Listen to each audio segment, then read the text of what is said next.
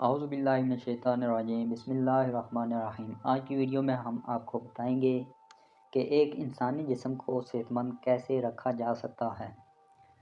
تو ایک انسانی جسم کو صحت مند رکھنے کے لیے سب سے پہلے ہم کو متوازن غذا کی ضرورت ہوتی ہے۔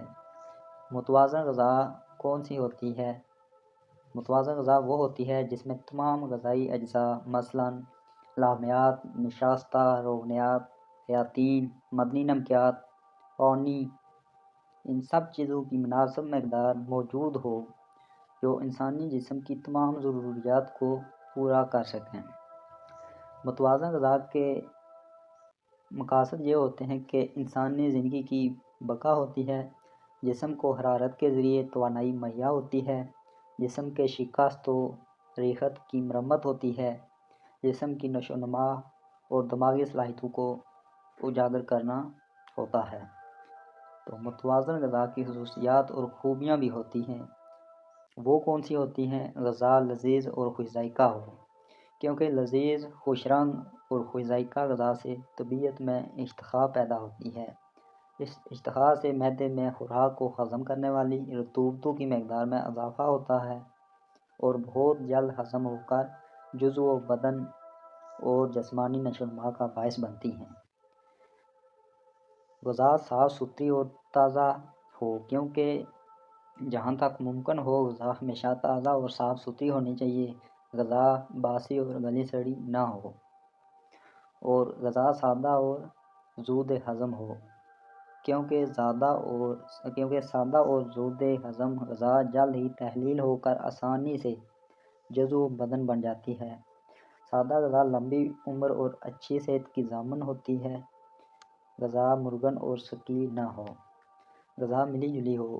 مثلاً غذا صرف ایک یا دو چیزیں کھا کر ہمارے جسم کی تمام غذائی ضروریات پوری نہیں ہوتی، کیونکہ غذا میں تمام بنیادی اجزاء مناسب مقدار میں موجود ہونے چاہیے اور غذائیت سے بھرپور ہوں تاکہ ہمارے جسم کی تمام ضروریات پوری ہو سکیں۔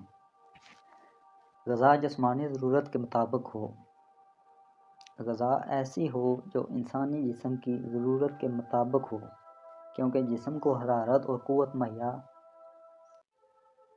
ایک مناسب غذا سے ہوتی ہے، ایک جسم کی ضرورت کے مطابق ہوتی ہے۔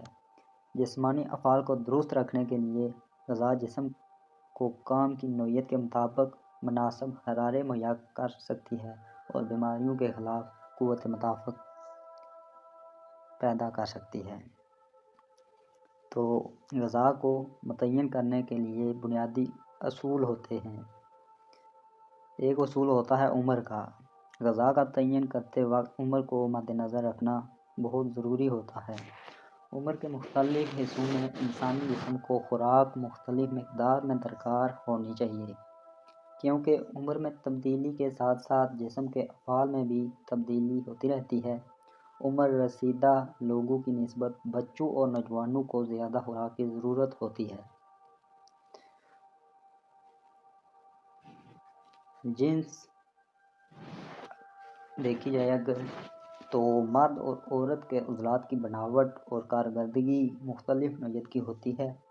چونکہ مرد عورتوں کی نسبت زیادہ سخت اور محنت اور طاقت طلب فرائض انجام دیتے ہیں، اس لیے انہیں زیادہ حراروں کی ضرورت ہوتی ہے۔ اس کے برعکس عورتیں مردوں کی نسبت کم مشقت کرتی ہیں، اس لیے انہیں کم غذا کی ضرورت ہوتی ہے۔ اگر آب و ہوا کو دیکھا جائے تو سرد علاقوں میں رہنے والے افراد کو گرم علاقوں میں رہنے والے افراد کی نسبت زیادہ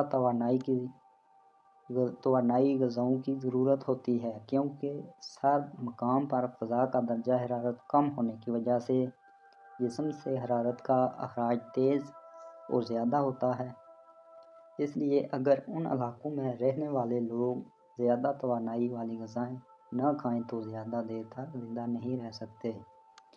اگر ہم پیشے کی بات کریں تو غذا کا تعین کرتے وقت پیشے کو مد نظر رکھنا ضروری ہوتا ہے، کیونکہ غذائی ضروریات اور پیشے یا روزمرہ کاموں کا بھی آپس میں گہرا تعلق ہوتا ہے۔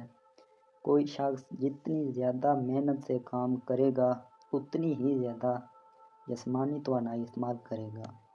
اس کی کمی کو پورا کرنے کے لیے ایسے شخص کو مناسب توانائی رکھنے والی غذا مناسب مقدار میں کھانی پڑے گی، کیونکہ اس کے جسم کے وزن میں تدریج کمی آ جائے گی اور وہ جسمانی طور پر کمزور ہو جائے گا۔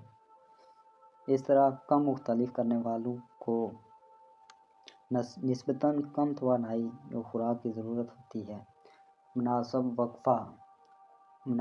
وقفہ اس پر غور و فکر کرنی چاہیے، کیونکہ غذا کا تعین کرتے وقت مناسب وقفے کو مد نظر رکھنا انتہائی ضروری ہوتا ہے۔ کھانے کے درمیان کم از کم 5 گھنٹے کا وقفہ لازمی ہے۔ عام حالات میں غذا کو ہضم ہونے میں 3 سے 3.5 گھنٹے درکار ہوتے ہیں۔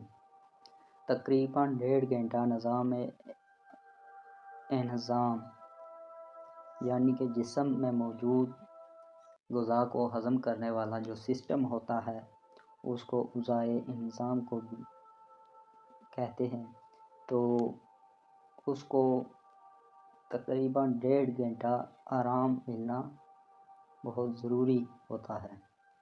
غذا کی مقدار کا تعین بھی ہوتا ہے۔ کیلوریز، جس کو اردو میں حرارہ کہتے ہیں، حرارہ ایک مقدار کا نام ہے جس کے ذریعے غذا سے حاصل شدہ حرارت یا طاقت کی پیمائش کی جا سکتی ہے۔ علم غذائیت میں حرارہ کیلوری ایک حرارت ناپنے کا پیمانہ بھی ہے۔ جتنی حرارت 1000 مکعب سینٹی میٹر پانی کو 1 ڈگری سینٹی گریڈ تک گرم کرنے کے لیے درکار ہے، ایک حرارہ ہوتا ہے۔ جب غذا ہضم ہوتی ہے تو وہ خلیوں میں آکسیجن کے ساتھ مل کر طاقت پیدا کرتی ہے اور اس سے حرارت خارج ہوتی ہے، اور درمیانے درجے کی محنت کا کام کرنے والے ایک مرد کو روزانہ 3500 کیلوری اور ایک عورت کو 2700 کیلوری کی ضرورت ہوتی ہے۔ توانائی کی جو مقدار روزانہ درکار ہوتی ہے وہ کچھ اس طرح ہوتی ہے۔ تو آج کی ویڈیو میں امید کرتا ہوں آپ کو پسند آئی ہوگی، تو ویڈیو کو لائک کریے گا اور ہمارے یوٹیوب چینل کو سبسکرائب کیجیے گا۔ شکریہ۔